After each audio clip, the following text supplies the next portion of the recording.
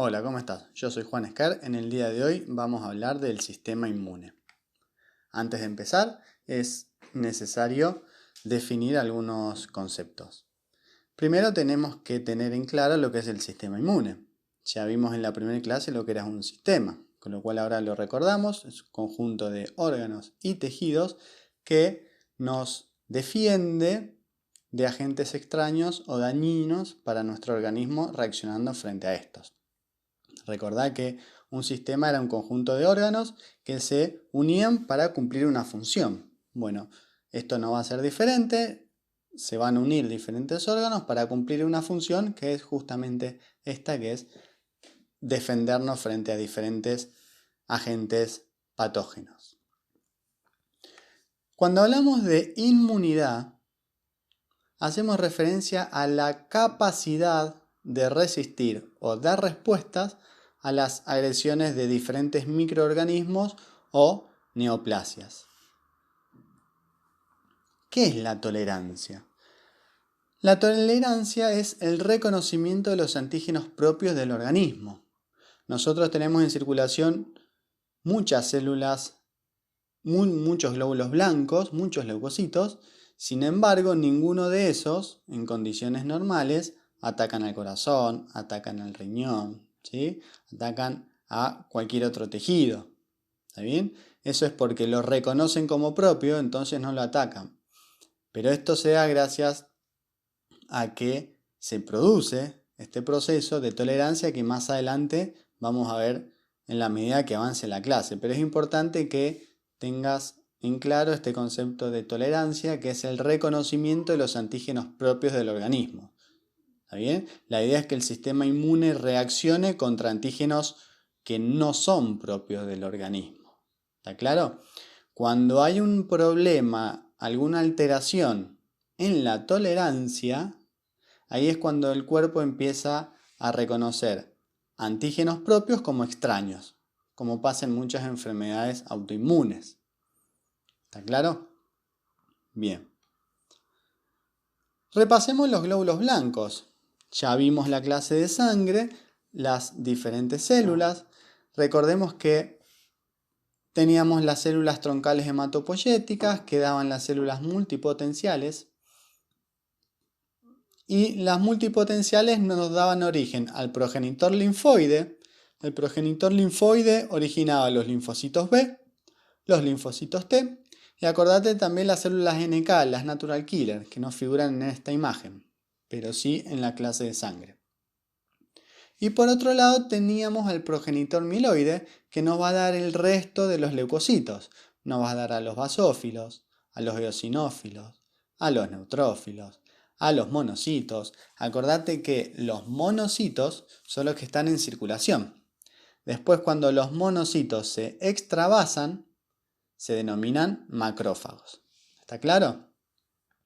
No concierne a esta clase, pero acordate que el progenitor mieloide, para repasar, también daba origen a los eritrocitos, a los glóbulos rojos, que son células anucleadas, y a las plaquetas, que va a ser importante en la contención de hemorragias.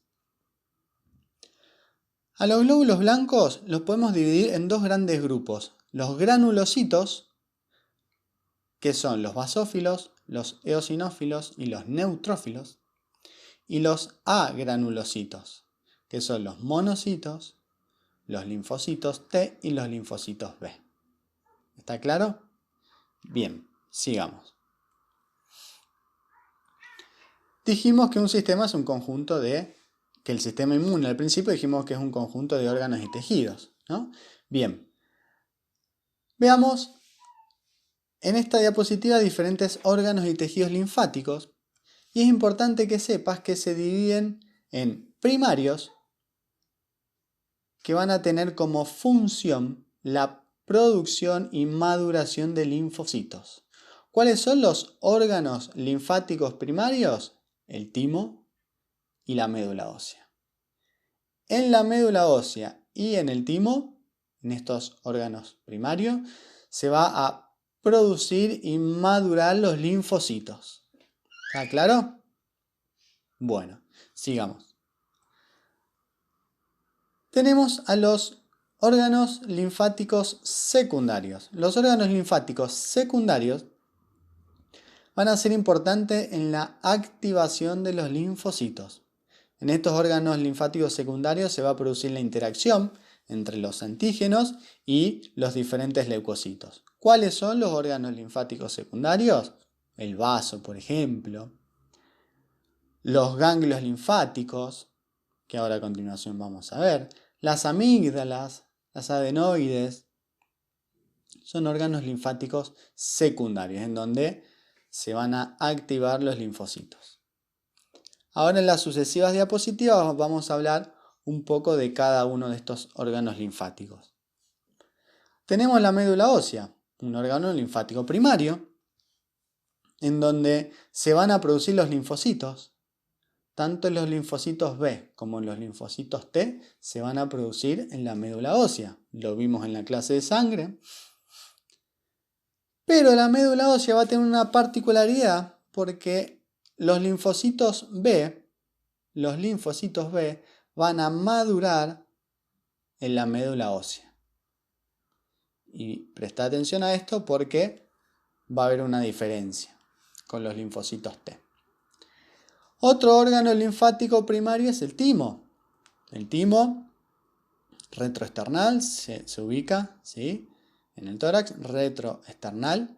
En el timo va a madurar los linfocitos T. Si querés recordar, timo y linfocitos T. Acá maduran los linfocitos T. Entonces tenemos los órganos linfáticos primarios, tenemos la médula ósea y el timo. Todos los linfocitos se producen en la médula ósea, pero los linfocitos B maduran en médula ósea y los linfocitos T maduran en el timo. El timo va a tener otra función muy importante, que va a participar en la tolerancia inmunológica. Recordad lo que hablamos en la primera diapositiva cuando hablamos de tolerancia. Acá en el timo va a ser muy importante porque cuando los linfocitos, luego de producirse, ¿sí?, cuando van al timo, ahí en el timo se le van a presentar diferentes antígenos propios, antes de entrar en circulación activados. Se les presenta diferentes antígenos propios y si el linfocito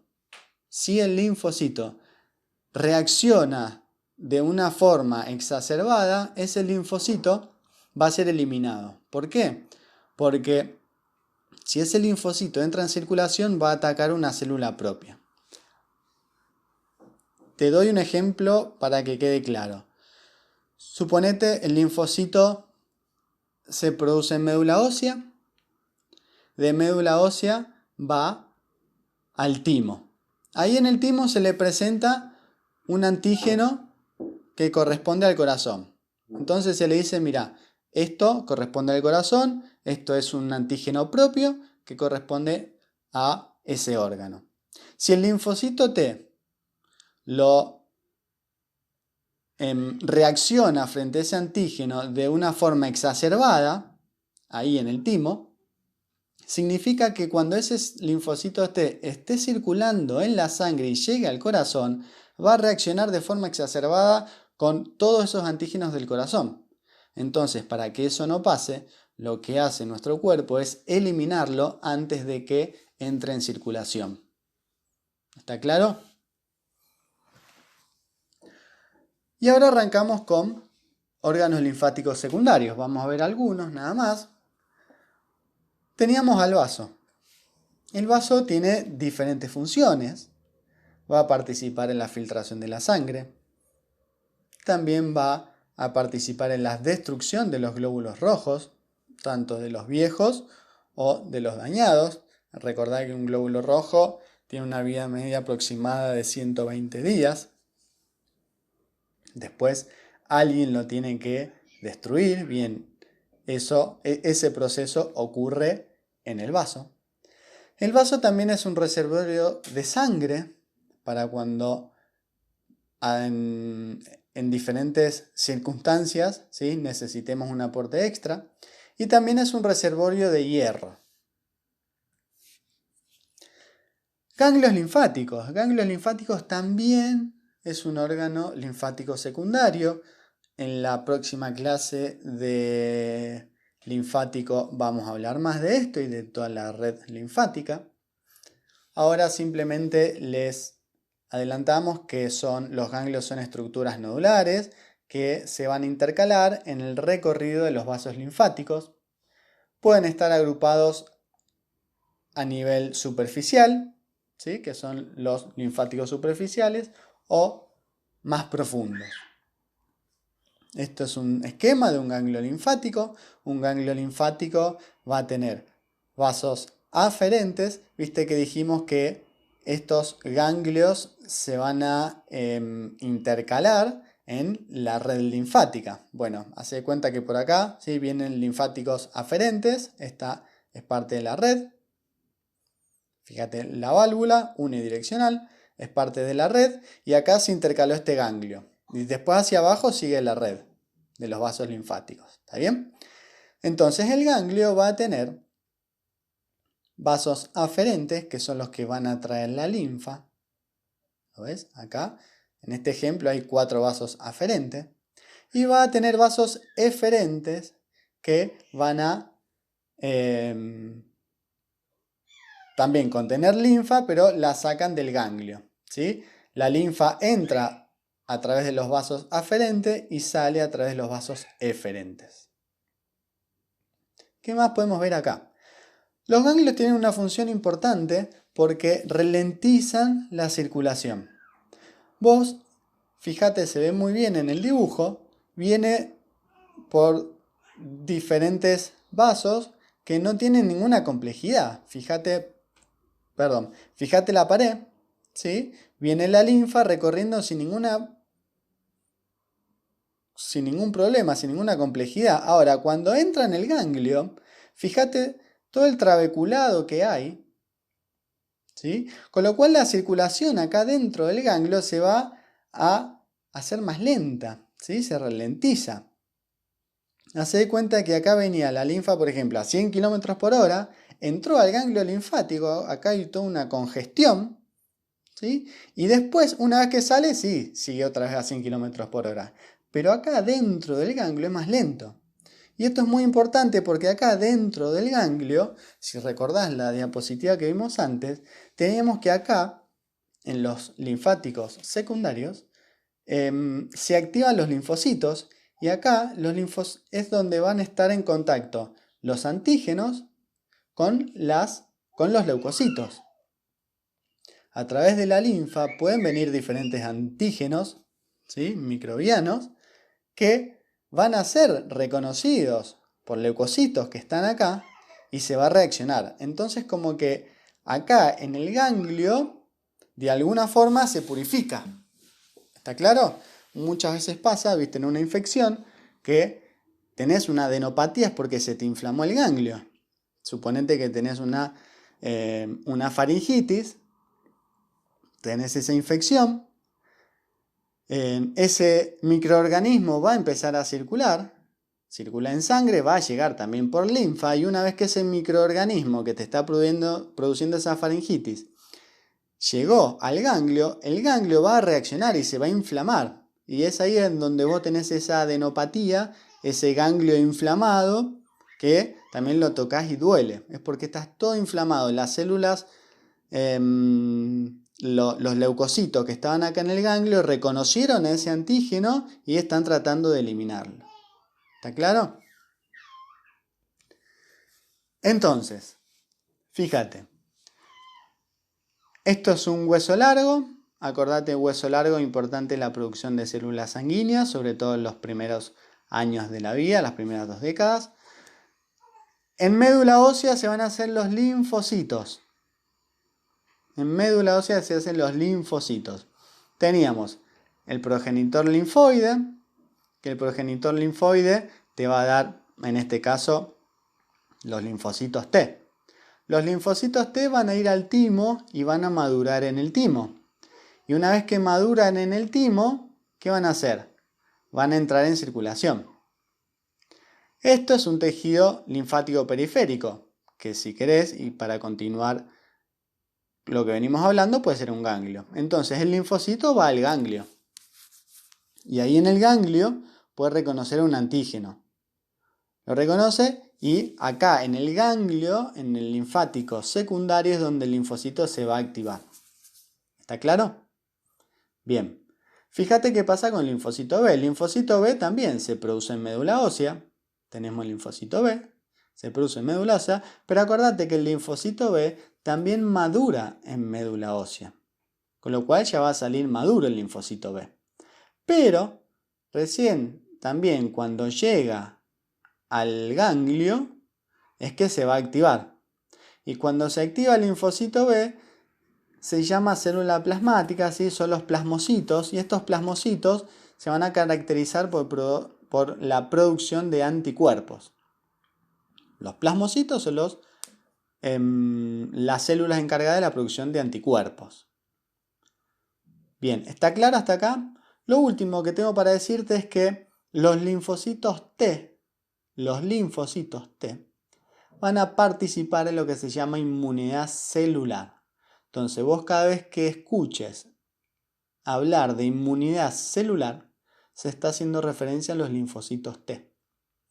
Y cuando escuches hablar de inmunidad humoral, se va a estar haciendo referencia a los linfocitos B. ¿Está claro? Bueno, sigamos. Vamos a tener dos tipos de inmunidad. La inmunidad innata o inespecífica y la inmunidad adquirida o específica. Dentro de la inmunidad adquirida o específica vamos a tener a los linfocitos B, que es la inmunidad humoral que dijimos recién, que van a producir los anticuerpos.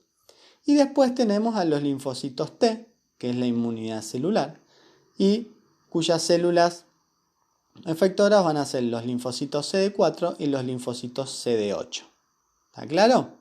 Pero estos linfocitos corresponden a la inmunidad adquirida, o específica. Vamos a hablar un poquito de cada una de estas dos inmunidades. La inmunidad innata o inespecífica tiene diferentes características. Una es que constituye una defensa general contra la infección.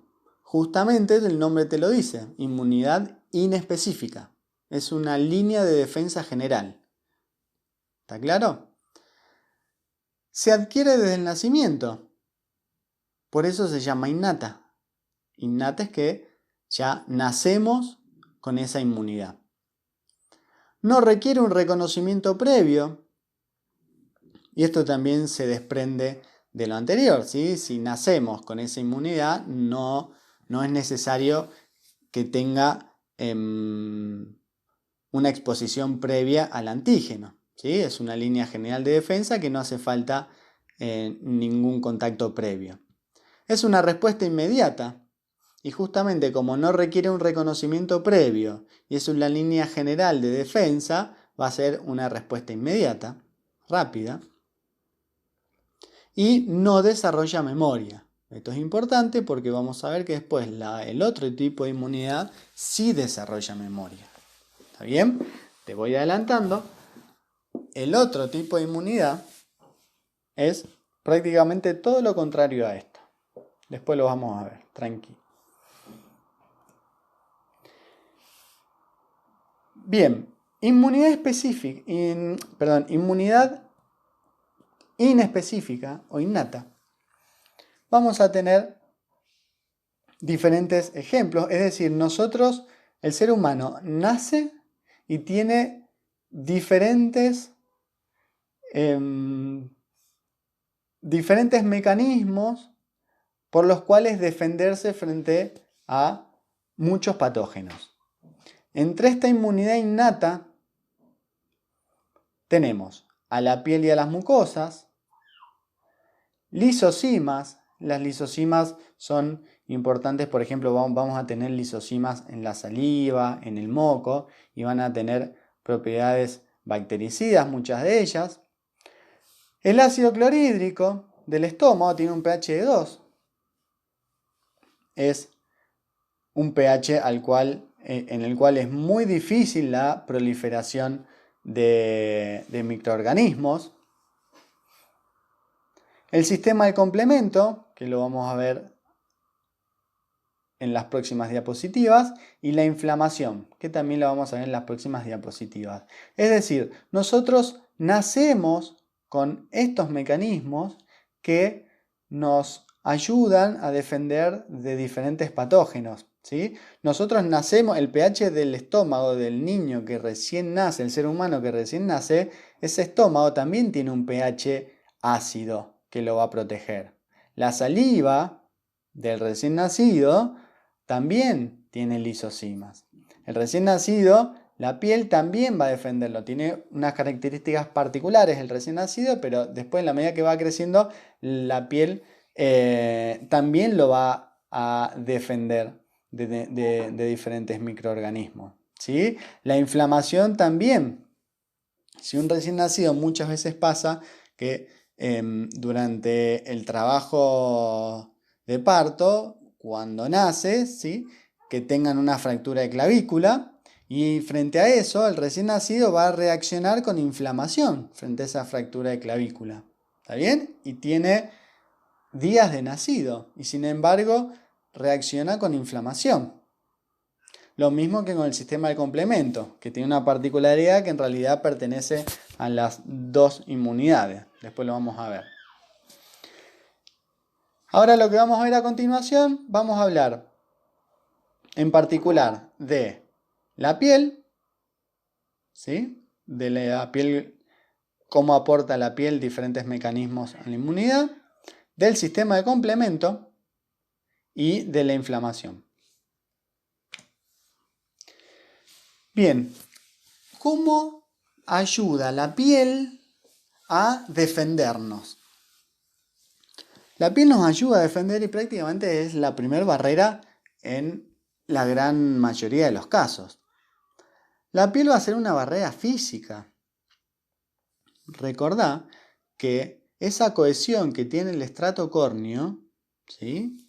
Es lo que va a actuar como una gran barrera física que literalmente va a separar el cuerpo del medio del exterior, ¿sí?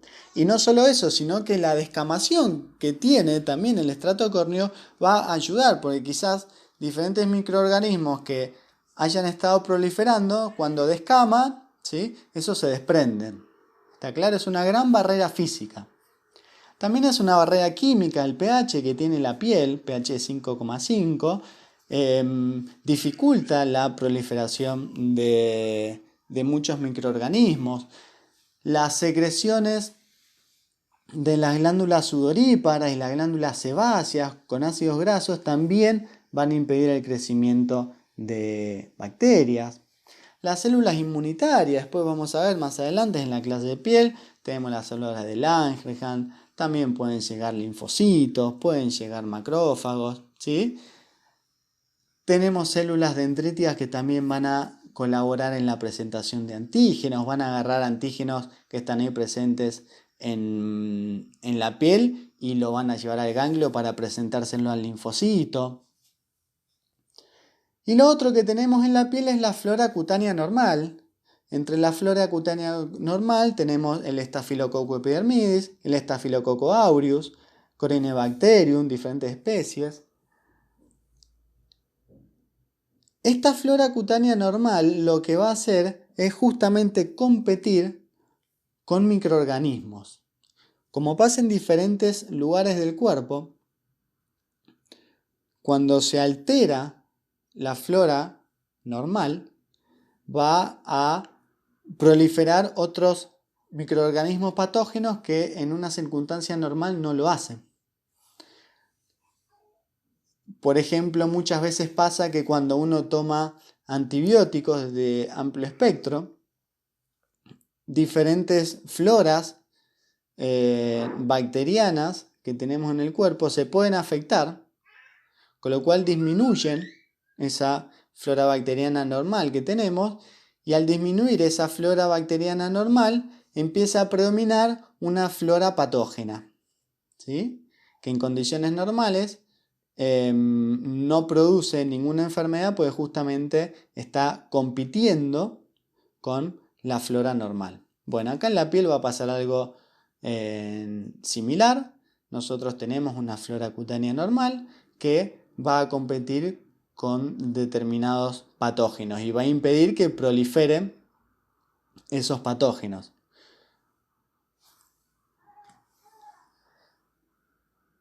Habíamos nombrado como otro elemento de la inmunidad innata el sistema del complemento. El sistema de complemento es un conjunto de proteínas plasmáticas que se van a activar en cascada y lo hacen a través de 3 vías. La vía clásica, la vía alternativa y la vía de las lectinas. A través de estas vías puede producir, ¿sí? Trae diferentes consecuencias. Es importante lo que te están marcando acá, ¿sí? Que el componente C3A y el componente C5A van a estar relacionados con inflamación. Se llaman anafilotoxinas. Presta atención como este C3 que vos estás viendo acá es una proteína, viste que dijimos que son un conjunto de proteínas plasmáticas. Bueno, está C1, C2, C3, C4, C5, etc. Y en este caso vos tenés a C3 que se va a clivar y se va a dividir en dos. Por un lado te va a dar C3b y C3a. Fíjate que lo mismo pasa con C5. C5 se cliva y se va a dividir en C5a y en C5b. ¿Por qué es importante esto? Porque el C3a y el C5a son potentes anafilotoxinas que van a producir inflamación. ¿Está bien? Sobre todo C5a. C5a es una potente anafilotoxina que produce inflamación. Y la inflamación también va a producir daño. El C3b lo que va a hacer es opsonizar. Opsonizar significa que esa porción del C3 que se escindió se va a pegar en la pared del antígeno. Suponete que esto a lo mejor es un microbio, ¿sí? Se va a pegar en la pared de la bacteria esta y se opsoniza. Opsonización hace referencia a eso, que queda, por ejemplo, esa bacteria marcada con este C3b. ¿Y por qué es importante esto? Porque después, por ejemplo, el macrófago tiene receptor para C3b. Entonces, si esta es una bacteria que tiene que ser eliminada, lo que se produce es ese C3b que se va a pegar en la pared de la bacteria y después va a venir el macrófago y va a reconocer a este C3b y va a fagocitarlo. ¿Está claro? Bien. Lo otro que te está marcando acá, ¿sí? El MAC es el complejo de ataque lítico de la membrana. Esto significa que, viste que yo te dije que son varias proteínas, C1, C2, C3, C4. Bien. De la C5 en adelante, hasta la C9, ¿sí? La idea es que se van a ir adosando a la membrana de la célula que hay que eliminar, se van como adosando y forman este complejo de ataque lítico y se hace un poro en esa célula. Entonces, al hacer un poro en esa célula, se produce la lisis. Vos viste que las células tienen una membrana plasmática. La membrana plasmática divide el intracelular del extracelular y es muy importante porque el extracelular, las condiciones que hay afuera de la célula son diferentes a las condiciones que hay adentro de la célula.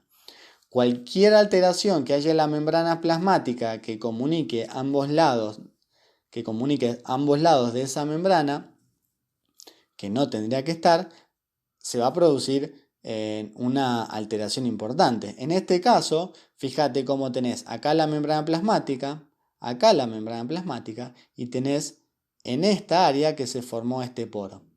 ¿Está bien? Con lo cual se va a producir la lisis. El sistema de complemento tiene diferentes funciones. Activación de neutrófilos y macrófagos, esto es inducir inflamación por las anafilotoxinas que dijimos recién. También va a producir la opsonización, que también estuvimos hablando. Esta opsonización de microorganismos que va a facilitar su fagocitosis y lo mismo va a ayudar a depurar los inmunocomplejos. Va a producir también la lisis de algunos microorganismos, como vimos recién eso del complejo de ataque a la membrana. Y además va a potenciar la respuesta de los linfocitos B. Recordemos, los linfocitos B hacen anticuerpos. En realidad se transforman a plasmocitos y esos son los que hacen anticuerpos. Y el último elemento de la inmunidad inespecífica que vamos a ver es la inflamación.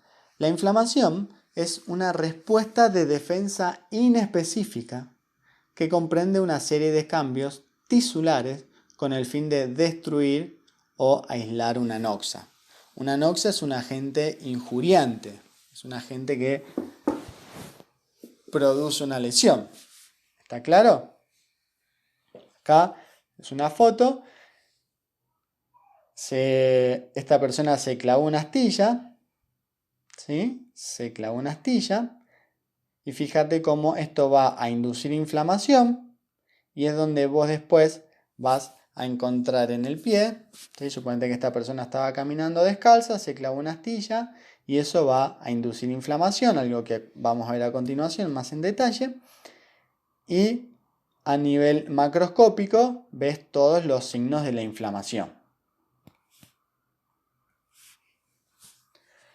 Bien, ¿cuál es la cronodinámica de la inflamación? Es importante que sepas que al principio, cuando empiezas, suponete que vos te golpeás el dedo y cuando vos te golpeás el dedo, eso, con el correr del tiempo, se te va a hinchar, vas a tener una tumefacción, se va a poner caliente, se va a poner rojo, ¿sí? Bien, todo eso es consecuencia de lo que está pasando a nivel microscópico. Lo que va a pasar es que vos vas a tener una vasodilatación. Algunos dicen que hay una ligera vasoconstricción al principio de todo, ¿sí? Pero es muy ligera. Lo importante es que vos vas a tener una vasodilatación y un aumento en la permeabilidad. Vos, al tener una vasodilatación, vas a tener mayor flujo sanguíneo local en esa área. Al tener vos mayor flujo sanguíneo local, lo que vas a tener es mayor llegada de sangre, con lo cual esa área va a estar caliente y va a estar eritematosa. Por eso vos la tocas caliente y la ves roja. Pero además va a haber un aumento en la permeabilidad.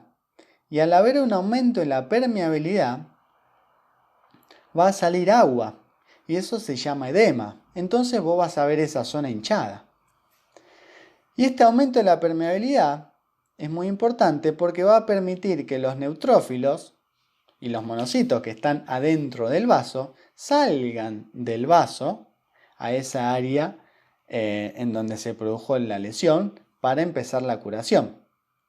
Después, una vez que estos leucocitos llegaron al área donde se produjo la lesión, se va a eliminar los detritos celulares y a continuación se va a reparar el tejido. ¿Está claro? ¿Cuáles son los signos de la inflamación? En parte ya lo venimos hablando y lo venimos relacionando con lo que vemos a nivel microscópico. Los signos de la inflamación: calor, rubor. Rubor es que lo ves eritematoso, ¿sí? Rojo, la palabra correcta es eritematoso. Tumefacción, esto es que los ves hinchado. Dolor. El dolor se da porque se van a liberar diferentes mediadores de la inflamación que se llaman, que son los que te van a producir el dolor, como por ejemplo las prostaglandinas.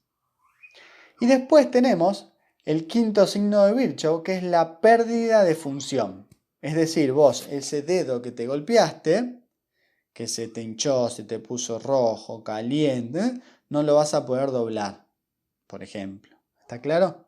Eso es el quinto signo de Virchow que se llama, que es la pérdida de la función. Bien, hasta ahora vimos inmunidad innata o inespecífica. A continuación vamos a hablar de la inmunidad adquirida o específica. Recordad que acá teníamos a los linfocitos B y a los linfocitos T. La inmunidad específica o adquirida es una reacción defensiva puesta en marcha por el sistema inmune a través del reconocimiento previo de un antígeno.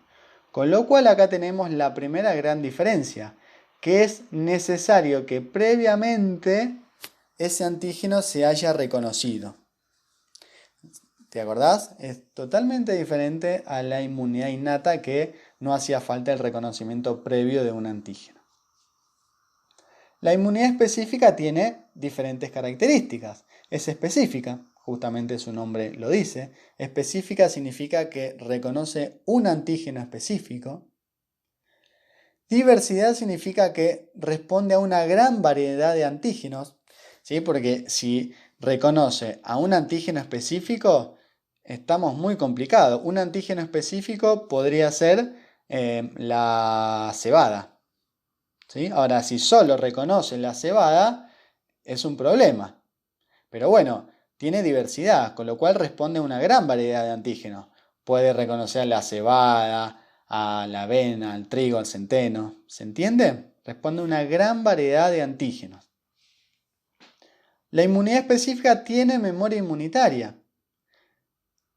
Recordad que la inmunidad innata no tenía memoria. Y esta memoria inmunitaria proporciona una respuesta más eficaz y amplificada en un segundo contacto con el antígeno. Lo vamos a ver en un rato. La inmunidad específica va a tener una autolimitación, ¿sí? Va a ser una inmunidad en donde se va a regular esa respuesta inmune que se produce. Y además es importante la tolerancia, porque va a prevenir lesiones al anfitrión durante la respuesta a antígenos extraños. Entonces, tenemos respuesta humoral, habíamos dicho que eran los linfocitos B. Esta respuesta humoral de los linfocitos B, recordad que maduran en médula ósea. Los linfocitos B son producidos por las células plasmáticas o plasmocitos. Producen anticuerpos, ¿sí? Los linfocitos B van a dar origen a las células plasmáticas o plasmocitos, que son los que van a producir los anticuerpos, y además tienen memoria, ¿sí? Tienen existen los linfocitos B de memoria. Los linfocitos T corresponden a la respuesta celular, maduran en el timo, generan tolerancia y también vamos a tener linfocitos T de memoria. ¿Está claro? Y es lógico, si dijimos que la inmunidad específica va a tener memorias, también es lógico que los linfocitos, que existan linfocitos de memoria. ¿Está claro? Bien, veamos en este dibujo. La inmunidad humoral, recordamos que la inmunidad humoral es la que va a participar los linfocitos B con los anticuerpos. Y va a ser muy importante la inmunidad humoral contra microbios extracelulares. ¿Sí? Contra microbios extracelulares. Y lo que va a hacer es bloquear esas infecciones y eliminar a estos microbios. Pero es importante que es contra extracelulares. ¿Está bien? En cambio, en la inmunidad celular, recordemos que teníamos los linfocitos T CD4, que serían estos, y después tenemos los linfocitos T CD8, que serían estos. Esto que dice linfocitos T citotóxicos está haciendo referencia a los linfocitos T CD8.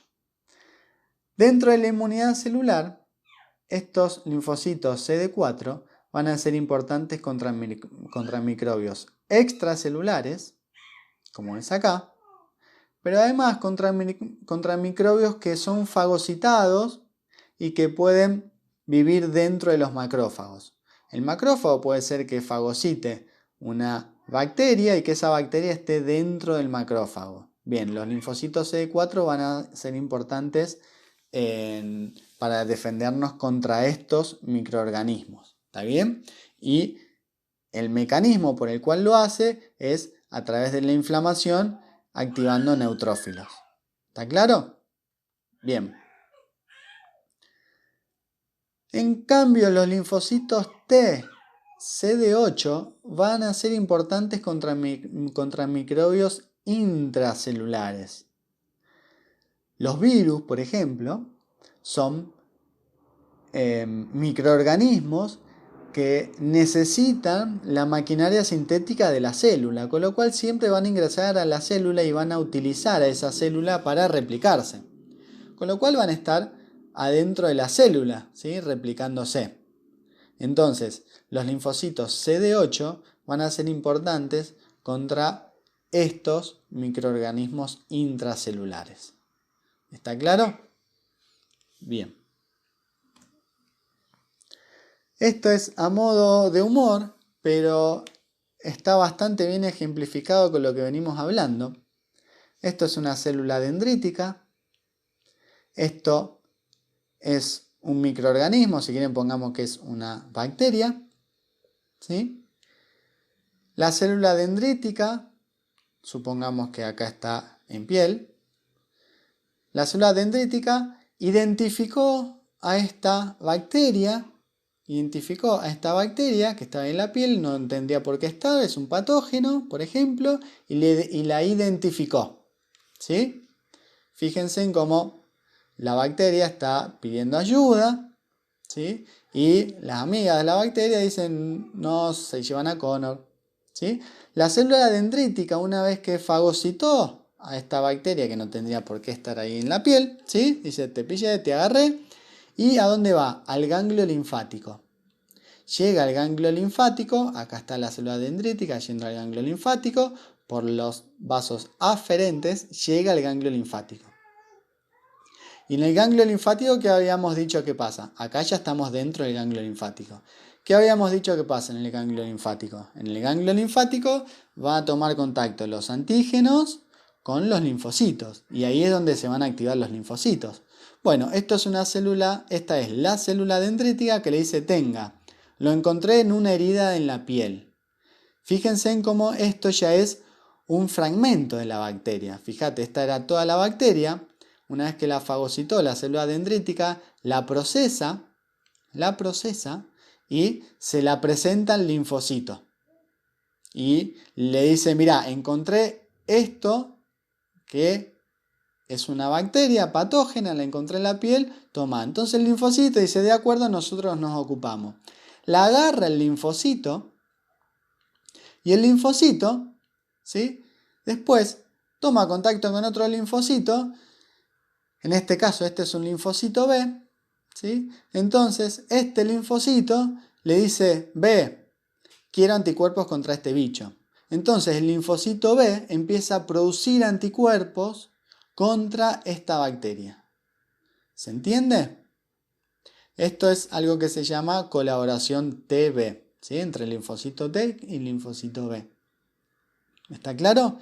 Esto parece a modo de humor, pero está muy bien hecho y explica de forma simple este proceso de presentación de antígenos de una célula dendrítica que migra al ganglio, que se la presenta al linfocito y que después se hace la síntesis de anticuerpos específicos contra este antígeno. ¿Sí? Bien. Estuvimos hablando de anticuerpos. Bien, los anticuerpos, también conocidos como inmunoglobulinas, van a activar el sistema del complemento. También pueden participar como opsonización. Es algo muy similar a lo que vimos cuando vimos complemento con el C3b. Bueno, esto es exactamente lo mismo, nada más que en vez de pegarse C3b se puede pegar el anticuerpo y así opsoniza a ese antígeno. También los anticuerpos ayudan en la precipitación de toxinas disueltas en el plasma. Entonces, al estar disueltas en el plasma van a ser más fácil para que el macrófago las fagocite. Y además los anticuerpos pueden neutralizar virus. Tenemos diferentes tipos de inmunoglobulinas. La inmunoglobulina G, la inmunoglobulina A, la inmunoglobulina M y la inmunoglobulina E. La más abundante de todos es la inmunoglobulina G. Va a activar la vía clásica del complemento. Recordad que del complemento dijimos que habían 3 vías. La vía alternativa, la vía de las lectinas y la vía clásica. La vía clásica va a ser activada por IgG. La IgG va a estar en la inmunidad intrauterina y neonatal. La IgG es la que va a participar en esta inmunidad intrauterina, ¿sí? Es decir, que va a atravesar placenta y el recién nacido va a nacer con estas inmunoglobulinas, que van a ser las inmunoglobulinas de la madre, ¿sí? Entonces, el ser humano cuando nace, ya nace con anticuerpos IgG, ¿está bien? Que son los que le dio la madre en esa vida intrauterina. Y estos anticuerpos IgG son los que van a aparecer durante la respuesta secundaria que vamos a ver luego. La IgA, la inmunoglobulina A, va a ser abundante en secreciones mucosas, ¿sí? La puedes encontrar cuando leas como defensa de mucosas. Prácticamente lo que primero se viene cuando uno habla de defensa de inmunoglobulina A es defensa de mucosas, que es saliva, lágrimas, fluido nasal. En esos lugares hay inmunoglobulina A que van a estar defendiéndonos frente a diferentes patógenos. Obviamente va a estar en la inmunidad neonatal, como dijimos al principio. La IgM sí es sintetizada por el neonato. ¿Se entiende? Entonces, el ser humano nace con la IgG de la madre. Pero la IgM de la madre no pasa la placenta. El ser humano no nace con esa IgM, ¿sí? El bebé sí es capaz de sintetizar esa IgM. La IgM va a aparecer durante la respuesta primaria. Recordad que la IgG aparece en la respuesta secundaria. Y la IgM va a activar la vía clásica del complemento contra bacterias. Fíjate, la vía clásica se puede activar por la IgG o la IgM. Así como dijimos que la más abundante es la IgG, más o menos un 80% de todas las inmunoglobulinas, la menos abundante es la IgE. Un dato, recordad que las inmunoglobulinas van a circular en sangre por el plasma. ¿Está claro? Bien, y la IgE es la que va a mediar reacciones de hipersensibilidad, las alergias, ¿sí? Los pacientes con algún tipo de alergia, a un paciente con asma, ¿sí? Esta inmunoglobulina E va a ser muy importante, va a dar una reacción de hipersensibilidad de tipo 1, es una hipersensibilidad inmediata. Hablamos de anticuerpos, ahora hablamos de antígenos. Y vamos a tener diferentes tipos de antígenos. Tenemos los autoantígenos. La palabra misma lo dice, son antígenos propios de la persona. Es decir, cuando se pierde la tolerancia. Recordá cuando te hablé al principio de la clase de tolerancia, que normalmente las células sanguíneas nuestras, los glóbulos blancos nuestros, reconocen, por ejemplo, al corazón. ¿Sí? No lo atacan al corazón. Ahora, diferentes enfermedades pueden dejar de reconocer al corazón, pierden esta tolerancia y lo atacan. ¿Sí? Son autoantígenos, son antígenos propios de esa persona. El corazón es de esa persona que en algún momento de la vida lo empezó a reconocer como extraño, que es lo que pasa, por ejemplo, en el lupus. ¿Está claro? Después tenemos haloantígenos. Haloantígenos son de la misma especie, pero de distinta persona. Esto es, por ejemplo, cuando a vos te transfunden una sangre que no es de tu grupo y factor. Viste que siempre que te transfunden sangre, tiene que ser de tu mismo grupo y factor. Bien. Si a vos te transfunden sangre de un grupo y factor diferente al tuyo, vos a eso lo vas a reconocer como extraño y lo vas a atacar. Y después tenemos los senoantígenos, que van a corresponder a especies distintas. Esto de especies distintas significa que a vos, en vez de transfundirte sangre de un ser humano, te transfundo sangre de un animal. ¿Sí? Obviamente que vas a reaccionar contra eso. ¿Está claro?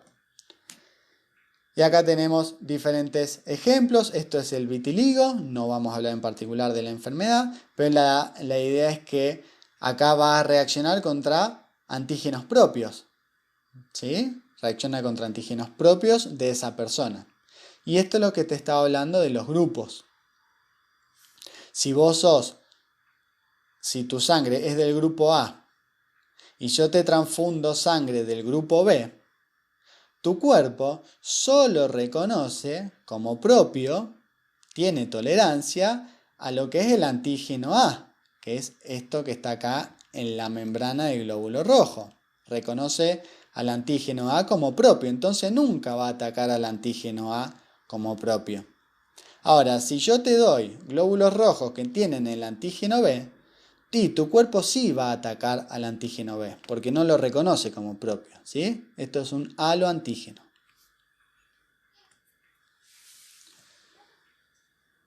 Bien, fíjate cómo está formado un anticuerpo. Un anticuerpo va a tener cadenas pesadas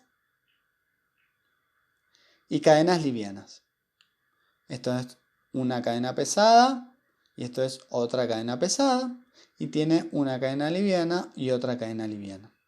Cada una de estas cadenas, tanto la pesada como la liviana, van a tener un dominio en constante, que es esto que se ve acá en azul oscuro o en verde oscuro, y un dominio variable, ¿sí? Una región variable, que es esta que está en el extremo, ¿sí? En azul oscuro, en verde oscuro, y una región constante, que es esto, lo que ves en celeste o en verde claro. La región constante justamente es porque es constante siempre. Supongamos inmunoglobulina G. Supongamos que vos tenés una inmunoglobulina G contra la avena y una inmunoglobulina G contra la cebada. ¿Sí? Bien. Viste que yo te dije que había una región variable y una región constante. La región variable es lo que va a ir reconociendo diferentes antígenos. Entonces a lo mejor vos tenés la inmunoglobulina G, que es la que reconoce a la avena, y la inmunoglobulina G, que reconoce a la cebada.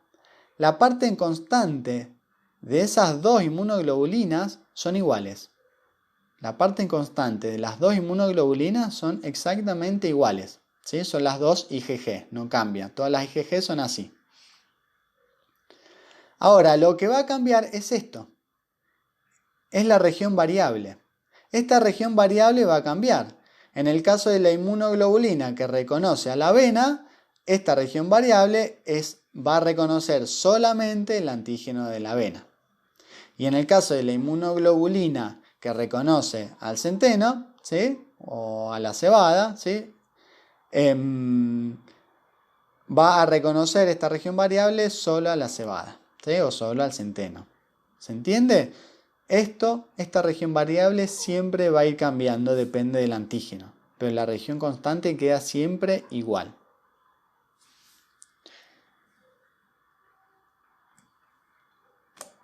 Habíamos hablado de respuesta primaria y respuesta secundaria. Dijimos que la IgG iba a estar en la respuesta secundaria y la IgM en la primaria. Ahora vamos a hablar un poquito de cada una. La respuesta primaria se da al primer contacto con el antígeno. En cambio, la secundaria se da en el segundo o en los posteriores contactos con el antígeno. La respuesta primaria es lenta y es poco intensa. En cambio, la respuesta secundaria es una respuesta rápida, intensa y duradera. Y la respuesta primaria, como dijimos previamente, va a estar mediada por IgM y la respuesta secundaria va a estar mediada por IgG. Presta atención a este gráfico. Esto es el tiempo en días, 10 días, 20 días, 30 días, 60 días, 70, etc. Y esto es concentración de anticuerpos en sangre. Estas son unidades que te ponen de ejemplo. 1, 10 y 100. ¿Está claro? Entonces, vos acá inyectás el antígeno. Esto sería el primer contacto con el antígeno. Fíjate, después de más o menos 15 días, en 15 días más o menos, empezás a responder con producción de anticuerpos, que es la respuesta primaria. Y producís un anticuerpo. ¿Sí? Respuesta primaria, acordate, mediada por IgM y producís un anticuerpo contra este antígeno que se inyectó. Ahora, después de que se produjo ese anticuerpo obviamente va a tener también una vida media que va a caer, esta concentración de anticuerpos va a ir disminuyendo con el tiempo. Y después suponete que ya a los 45 días aproximadamente inyectás otra vez el mismo antígeno. El mismo antígeno que habías colocado acá en el día 0, lo pones después a los 45 días. ¿Qué vas a tener acá? Fíjate qué rápido tenés y qué intensa tenés la producción de anticuerpos. Esto es la respuesta secundaria. Acá tenés la IgG. Fíjate qué rápido que se producen los anticuerpos acá. En pocos días se te produjo 100 veces más de anticuerpos. Si acá te había producido un anticuerpo, fíjate acá te produjo 100. Entonces, fíjate qué rápida y qué intensa es la respuesta secundaria. Esto es lo que se busca justamente con la vacunación. Con la vacunación, a vos los que te están inoculando es esto, ¿sí? Es este antígeno, lo que se está buscando es esto. Para que vos, acordate que dijimos que esta inmunidad tiene memoria. Entonces vas a hacer esta curva y va a quedar memoria.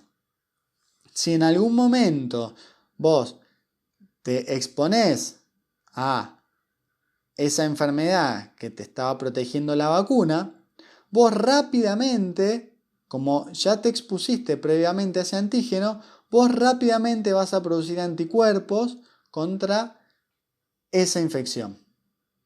¿Sí? Y se va a buscar el contener a esa infección. ¿Está claro?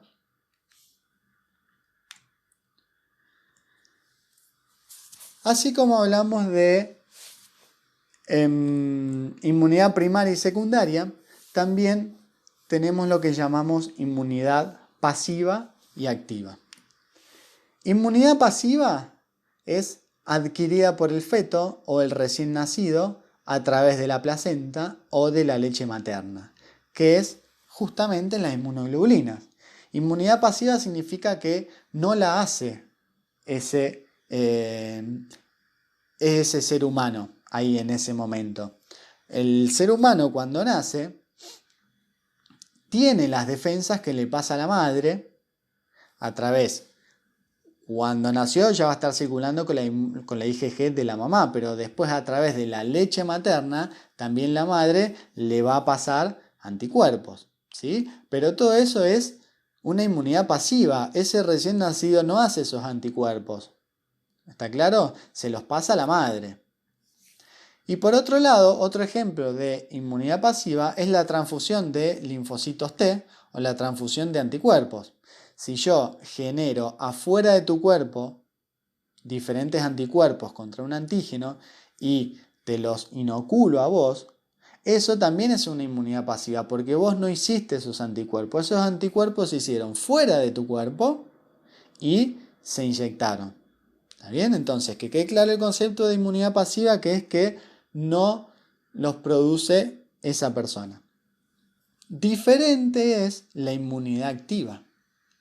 En el caso de la inmunidad activa, los anticuerpos sí los hace esa persona y va a tener células de memoria. Por ejemplo, la varicela.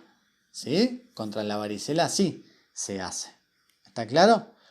O lo que hablamos recién con las vacunas.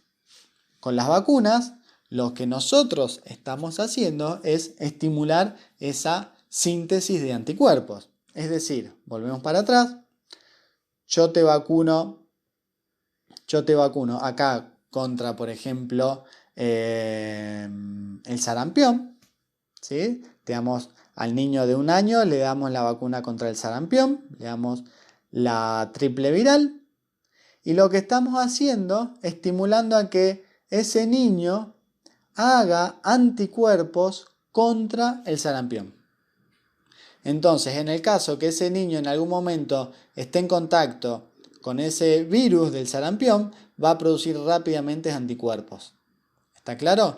Pero lo que nosotros hicimos con esta vacuna es este primer contacto con el antígeno y estamos estimulando que ese niño produzca anticuerpos. Por eso es una inmunidad activa, porque esa persona produce los anticuerpos, ¿sí? No es que se los pasa a la madre.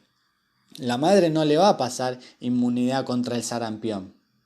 ¿Está bien? La inmunidad contra el sarampión la adquirirá a través de la vacuna, por ejemplo. ¿Se entendió? Bueno, espero que se haya entendido, espero que esté claro el tema. Cualquier duda que tengas, cualquier comentario, cualquier sugerencia, nos escribís y te contestaremos a la brevedad. Hasta la próxima clase. Chau.